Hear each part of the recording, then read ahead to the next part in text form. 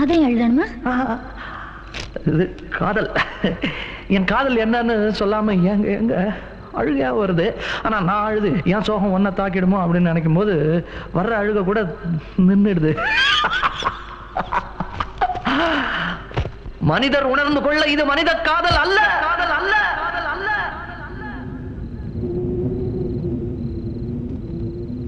அதையும் தாண்டி புனிதமானது, புனிதமான